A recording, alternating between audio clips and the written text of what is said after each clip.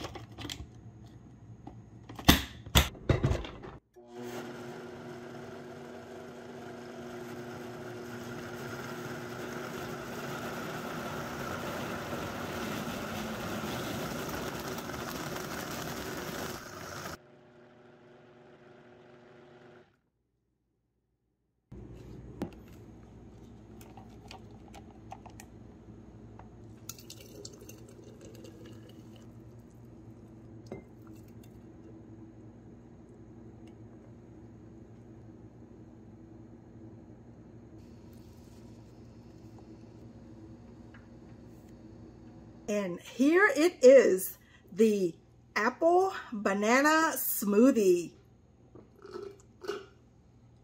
Oh, it's so tasty and delicious. Cheers.